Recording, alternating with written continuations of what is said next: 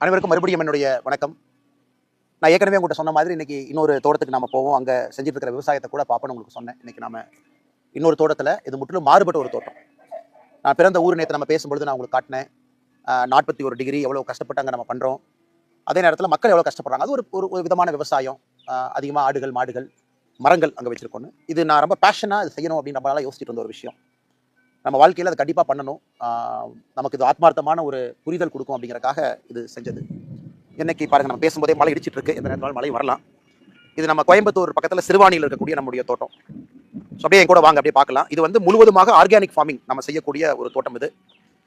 So நம்ம we the leaders அமைப்பு organic ஃபார்மிங்கில் நம்ம ஒரு பெரிய ஒரு நோக்கத்தோடு இறங்கியிருக்கோம். நேரடியாக உங்கள்கிட்ட சொன்ன மாதிரி ஐஐடி மெட்ராஸில் இணைந்து ஒரு ஆர்கானிக் ஃபார்மிங் கான்க்ளேவோடு நம்ம ஆரம்பித்தோம். இன்னைக்கு நம்மோடு நிறைய ஆர்கானிக் ஃபார்மர்ஸ் நம்மோடு லிங்க் ஆயிருக்கிறாங்க. இப்போ கிட்டத்தட்ட இன்னைக்கு 40-45 விவசாயிகள் நம்மோடு இணைஞ்சிருக்கிறாங்க. அவங்க தோட்டத்தில் ஆர்கானிக் ஃபார்மர்ஸுக்கான ட்ரைனிங் ஒர்க் ஷாப் அதெல்லாம் நிறைய நடந்திருக்கு. நானும் சில இடத்துக்கு போயிருக்கேன். நம்முடைய இளம் விவசாயிகள், ரொம்ப சந்தோஷமான விஷயம் என்னன்னா, நிறைய பெண்கள் சகோதரிகள், 30 வயசு 35 வயசு குறைவான சகோதரிகள், அவங்க இன்னைக்கு நம்முடைய வி த லீடர்ஸ் அமைப்போடு இணைந்து நிறைய ஆர்கானிக் ஃபார்மிங் ஒர்க் ஷாப்ல பங்கேற்கிறாங்க. நம்ம அவங்களுக்கு பேசிக் டீச் பண்றோம். இப்போ உங்கள்கிட்ட 1/2 ஏக்கர் இருந்தாலும் எப்படி ஆர்கானிக் ஃபார்மிங் நீங்க பண்ணலாம், இயற்கை விவசாயம் எப்படி பண்ணலாம், அல்லது 3 அடுக்கு விவசாயம் எப்படி பண்ணலாம், அல்லது உரம் இல்லாத இயற்கை உரம் இருக்கக்கூடிய விவசாயத்தை எப்படி பண்ணலாம் அப்படின்னு. ஸோ சில இடத்துல பயிர் தோட்டங்கள் நீங்கள் போடலாம், பழத்தோட்டங்கள் போடலாம். அது எல்லாத்தையும் எப்படி நீங்கள் வந்து ஒன்றிணைச்சு சந்தைப்படுத்தலாம் அப்படிங்கிற ட்ரைனிங்கும் நம்முடைய வி த லீடர்ஸ் அமைப்பினுடைய வாலண்டியர்ஸ் கொடுத்துட்டு இருக்காங்க. உதாரணத்துக்கு நம்முடைய தோட்டம் நாம எடுத்து உள்ள வந்து கிட்டத்தட்ட இன்னைக்கு ஒரு ஆண்டுகள் முழுமையாக முடிஞ்சிருச்சு. பட் நாம எடுத்த நாள்ல இருந்து அது ஆர்கானிக் ஃபார்மிங் நிலமா இதை நம்ம ரெடி பண்ணிட்டு இருக்கோம். எனக்கு ஒரு குறிப்பிட்ட காலம் நீங்கள் அதில் உரம் போடாமல் இருந்தால் மட்டும்தான் அது இன்னைக்கு நீங்கள் ஆர்கானிக் ஃபார்மிங் அப்படின்னு சொல்ல முடியும். ஸோ இன்னைக்கு நாம இதெல்லாம் பார்த்தீங்கன்னா சோளம் போட்டிருக்கோம், வளர்ந்துகிட்டு இருக்கு. ஏன்னா இது அனைத்துமே வந்து இன்னைக்கு இந்த மண்ணை வந்து பக்குவப்படுத்தி கொண்டு இருக்கின்றோம். மண்ணை பக்குவப்படுத்தி முன்னாடி நம்ம நவதானியங்கள் போட்டிருந்தோம், அப்புறம் கொள்ளு போட்டோம். இங்கே இருக்கக்கூடிய செடிகள்ல அழிஞ்சிடணும், கீழே எதுவுமே இருக்கக்கூடாதுன்னு அப்புறம் ஒரு ஸ்டெப்பாக மாற்றிக்கிட்டு இருக்கோம். இன்னைக்கு சோளம் போட்டிருக்கோம். அப்புறம் சோளத்திலிருந்து அப்படியே கொஞ்சம் கொஞ்சமாக வெளியே வந்து நாம இதில் தண்ணி இருக்கக்கூடிய அந்த பகுதி அரிசி போட ஆரம்பிப்போம். மிச்ச இடத்துல நாம பழத்தோட்டங்கள் வைக்கலாம். இதுல இருந்து நாம காய்கறிகள் போடலாம், வெளியே எடுத்துட்டு போகலாம். அனைத்துமே முழுவதுமாக இந்த தோட்டத்துக்குள்ள நம்முடைய மாட்டினுடைய சாணத்தை தான் பயன்படுத்துறோம். ஒரு ஆண்டு காலமாக அந்த ப்ரிப்பரேஷன் ப்ராசஸில் மாட்டினுடைய சாணத்தை மூலமாக வச்சு தான் நம்ம ப்ரிப்பரேஷன் ப்ராசஸ் பண்ணிட்டு இருக்கோம். நிறையா நம்மோடு அமைப்புகள் இணைஞ்சிருக்கிறாங்க. ஸோ இதுவும் நமக்கு ஒரு நோக்கம். இன்னைக்கு வி த லீடர்ஸ் வந்து பீப்பிள் மூவ்மெண்ட்டாக அடுத்த கட்டம் போகணும் அப்படின்னா, எனக்கு எங்கே நம்ம கிட்ட நீர் ஆதாரம் இருக்கோ அங்கே வேற மாதிரி இயற்கை விவசாயம் தேவைப்படுகிறது. எங்கே நீர் ஆதாரம் இல்லையோ அங்கே வேறு மாதிரி இன்னைக்கு இயற்கை விவசாயம் தேவைப்படுகிறது. இது ஒரு பாட்டு.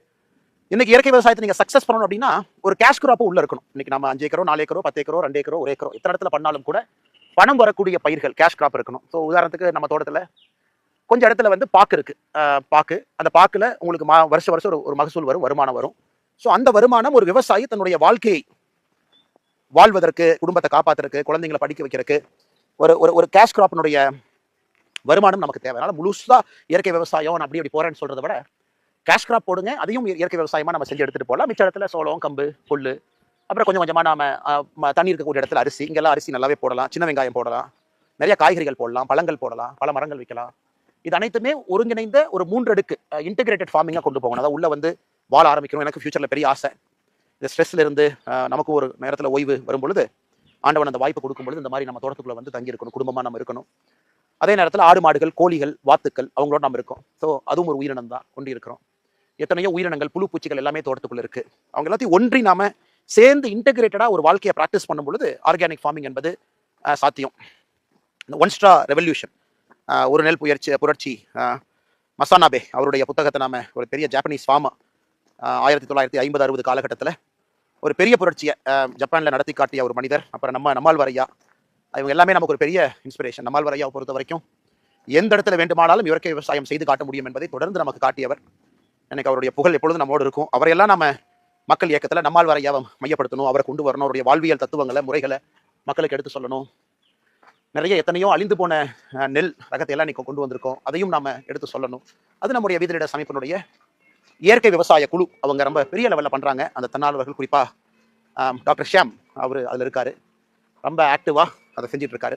ஸோ அவருக்கும் என்னுடைய பெரிய நன்றி. பிரவீன் இருக்காங்க வி த லீடர்ஸ்ல, அவரும் ரொம்ப ஆக்டிவா உள்ள இருந்து பண்ணிட்டு இருக்காங்க. இது எல்லாத்தையும் நம்முடைய chief executive officer CEO doctor Prabha, என்னுடைய நெருங்கிய நண்பர். வி ஸ்டடி டுகெதர், ஒன்னா ஸ்கூல்ல படித்தோம். அவர் நல்லா படிச்சாரு, டாக்டர் ஆயிட்டாரு.